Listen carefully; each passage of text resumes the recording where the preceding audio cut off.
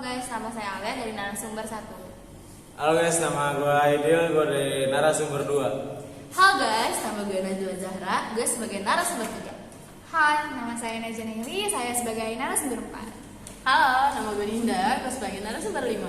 Halo, nama saya Jina Anggreni, saya sebagai narasumber 6. Halo, gua Ahmed, gua host. Gue sebelum Halo semuanya. Saya itu apa sih guys?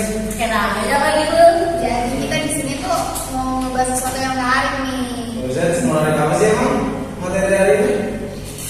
Kasih tahu Jen. Gitu aja lebih bisa, kasih tahu gue nggak tahu. Berat. Kita tuh di sini mau ngebahas dampak globalisasi bagi komunitas lokal. Kalau gitu kita mulai ini kali ya. Yus. Nah, aku mau nanya basic aja deh. Kan setiap materi nih ya pasti punya pengertian dong. Komunitas lokal itu apa sih? Nah, gue ingin jawab nih, komunitas lokal adalah sekelompok orang yang berinteraksi yang berbagi lingkungan, mau itu manusia dan kepercayaan sumber daya di wilayah tertentu.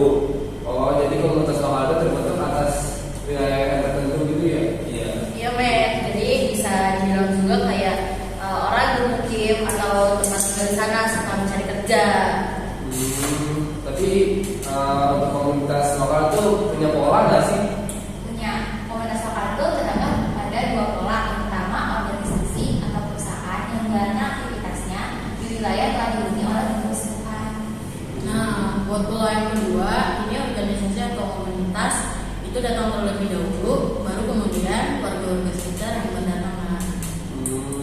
Gue penasaran ya, ciri-cirinya ada nggak sih? Nah, ada 3 ciri utama dari komunitas namanya. Yang pertama itu sekelompok orang, yang kedua itu lokasi atau wilayah yang pasti. Nah, yang ketiga ada sentimen komunitas. Nah, untuk ciri yang pertama yang tadi dibilang Najwa itu kan ada sekelompok orang. Kenapa sih sekelompok orang jadi ciri komunitas lokal? Karena udah jelas dong, tanpa adanya sekumpulan orang, mana bisa sih kita membuat komunitas? Nah, bener tuh yang dibilang-bilang. Jadi kalau yang kedua itu sekelompok orang itu nggak bisa membentuk komunitas secara langsung. Jadi komunitas ini juga terbentuk dari wilayah-wilayah atau kesamaan tempat daerah. Nah, yang ketiga ada sentimen komunitas. Nah, itu merupakan ciri penting. Kenapa? Karena sebuah komunitas itu tidak hanya dibentuk oleh sekelompok orang atau lokasi yang pasti. Nah, selain ciri khususnya itu, yang memiliki ciri lainnya nih, yaitu netralitas, kesamaan, terus memiliki tujuan yang luas dan memiliki nama yang tertentu. Terus apa lagi yang melakukan nih? Sama aja lu, gue lanjutin ya. Terus tidak ada status hukum dan ukuran komunitas. Waduh, pusing juga ya kalau itu banyak orang ciri-cirinya. Iya. Biasa aja itu Mamet. Biasa ada dari Hongkong. Nah, untuk jenisnya ada nggak sih kalau komunitas lokal itu? Ada Met. Jadi jenisnya itu terbagi jadi 2. Ada komunitas perkotaan sama komunitas pedesaan. Ada yang bisa jelasin nggak sih? Nah, kalau komunitas pedesaan itu komunitasnya tuh masih kental sama kebudayaan yang ada. Terus sekelompok orangnya ini itu masih percaya sama orang-orang pintar yang kayak dukun gitu. Nah, kalau misalnya komunitas perkotaan ini kebalikan dari komunitas pedesaan nih. Jadi si masyarakatnya itu dia mempunyai sifat yang kayak impersonal, individualisme gitu dalam tingkat kompleksitas dan heterogenitasnya. Oh gitu. Terus kalau untuk contoh ada nggak sih? Pastinya ada, men.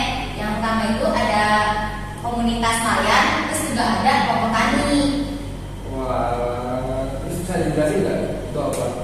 Komunitas nelayan itu komunitas yang bergantung pada hasil laut.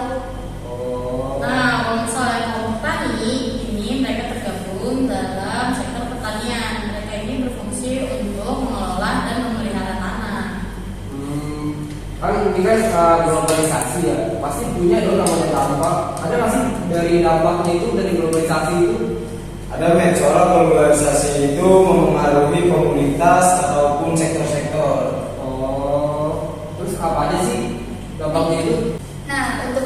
dampak positif yang gue tahu yang pertama itu terbukanya pasar internasional bagi produk dalam negeri. Nah, di situ kita tuh bisa mempelajari ilmu pengetahuan dari biaya asing. Terus apa lagi? Terus terbukanya dana itu juga membantu untuk pembangunan ekonomi dalam negeri. Itu juga termasuk dampak globalisasi dan Oh, terus ada nggak sih dampak negatif itu? pasti ada dong. Contohnya itu kayak semakin tajamnya kesenjangan sosial nih. Kayak misalnya kita ketinggalan sama bangsa-bangsa negara maju. Nah, sektor ekonomi kita tuh bakal dikuasain sama bangsa itu. Oh, bisa ya dikuasain gitu ya? Bisa. Gue lanjut nih Mio. Jadi yang kedua itu ada kemudiannya sikap gotong royong, solidaritas, dan kesetiakawanan yang akibatnya itu memunculkan sikap individualisme. Nah, jadi sikap individualisme ini bisa muncul karena adanya globalisasi, karena ada perkembangan teknologi yang semakin canggih. Jadi kalau misalnya kayak kita nih lagi main apa gimana, kita masih aja terpaku sama HP gitu. Itu salah satu contohnya tuh. Dampak negatifnya ya guys. Ini masuk kayak digital itu ya, digitalnya. Iya. Berarti banyak tuh ya, pasti nggak cuma itu dong dampaknya. Sebenarnya masih banyak nggak sih? Banyak kan. Jadi kayak mempengaruhi semua sektor sebenarnya. Oh, mungkin segini aja kali ya kita bahas ya. Iya. Mulai sore juga ini. Iya nih ada.